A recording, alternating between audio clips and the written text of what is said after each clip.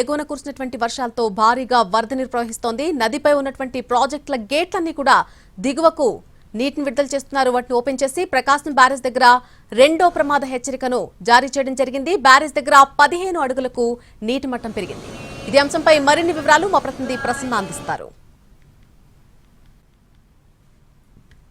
ప్రస్తుతం మనం ప్రకాశం బ్యారేజ్ దగ్గర ఉన్నాం. ప్రకాశం బ్యారేజ్ దగ్గర వరద ఉధృతి ప్రధానంగా గంటలకు పెరుగుతున్న పరిస్థితి అయితే ప్రస్తుతం మనకి కనిపిస్తోందని చెప్పుకోవచ్చు. ప్రకాశం బ్యారేజ్ వద్ద రెండవ ప్రమాద హెచ్చరిక కూడా జారీ చేయడం జరిగింది. ఎందుకంటే పెరుగుతున్న వరద ప్రవాహాన్ని దృష్టిలో పెట్టుకుని ప్రకాశం బ్యారేజ్ వద్ద రెండవ ప్రమాద హెచ్చరిక జారీ చేశారు. 15.5 అడుగుల వరకు ప్రస్తుతం నీటి మట్టం పెరిగిన పరిస్థితి అయితే మనకి కనిపిస్తుంది. ఎందుకంటే ఎగువన భారీగా వర్షాలు కురుస్తున్నాయి. ఎగువన భారీగా వర్షాలు కురవడం వల్ల నీటి మట్టం గంటకు కూడా ప్రస్తుతం పెరుగుతున్న పరిస్థితి. ప్రకాశం బ్యారేజ్ వద్ద ప్రస్తుతం రెండవ ప్రమాద హెచ్చరిక కూడా జారీ చేశారు. 6,22,395 క్యూసెక్లకు ఇన్ఫ్లో పెరిగింది. అవుట్ఫ్లో కూడా ప్రస్తుతం అలాగే ఉన్న పరిస్థితి అయితే మనకి కనిపిస్తుంది. దీంతోనే ప్రకాశం బ్యారేజ్కి రెండవ ప్రమాద హెచ్చరిక ప్రధానంగా జారీ చేసిన పరిస్థితి అయితే మనకి కనిపిస్తుంది.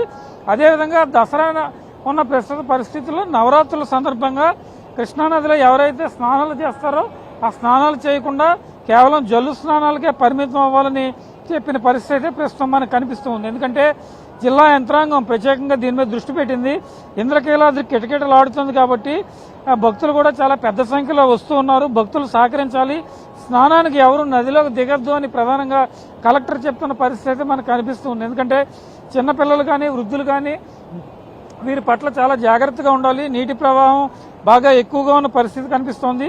సెక్టార్ల అధికారులు అదేవిధంగా సిబ్బంది చెప్తున్న సూచనలను ప్రధానంగా అంటే కృష్ణా బ్యారేజీ పరిసర ప్రాంతాల్లో అక్కడ ఏదైతే సూచనలు చెప్తారో ఆ సూచనలు భక్తులు పాటించి ఎవరు కూడా స్నానానికి దిగకూడదు.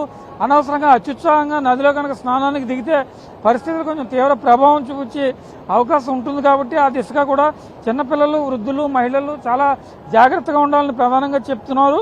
అదేవిధంగా జల్లు స్నానాలకి అంటే కేవలం పుణ్యస్నానాలు కానీ లేకపోతే కృష్ణానదిలో నీళ్లు తీసుకుని తల మీద చల్లుకోవడం కానీ ఇలాంటివి చేయడానికి జల్లు స్నానం అక్కడ ఏర్పాటు చేశారు. కాబట్టి ఆ జల్లు స్నానం మీద దృష్టి పెట్టాలని చెప్పారు. మరోవైపు కృష్ణా పరివాహ ప్రాంతంలో అచ్చంపేట మండలంలో అదేవిధంగా మాదిపాడు, చల్లగరిక, తాడువాయి, చామరు, చింతపల్లి అదేవిధంగా అమరావతి మండలంలో వైకుంఠపురం, పెద్దమద్దూరు తదితర ప్రాంతాల్లో పంట పొలాల్లో కూడా వరద నీరు వచ్చింది. వరద నీరు రాకతో ఆయా ప్రాంతాల్లో మిర్చి, పత్తి, మినుము, కంది పంటలకు కూడా కొంత నీరు బాగా చేరిన పరిస్థితి ఆ పొలంలోకి.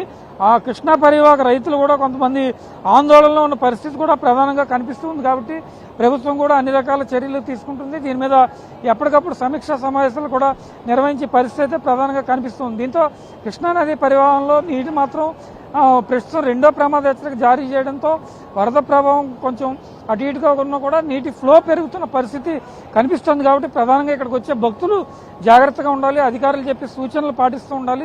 6 లక్షల క్యూసెక్ల ఇన్ఫ్లో నడుస్తుంది కాబట్టి తగిన జాగ్రత్తలు తీసుకోవాల్సిన అవసరం కూడా ప్రస్తుతం మనకు కనిపిస్తుంది. ఇది ప్రకాశం బ్యారేజ్ దగ్గర తాజా పరిస్థితి.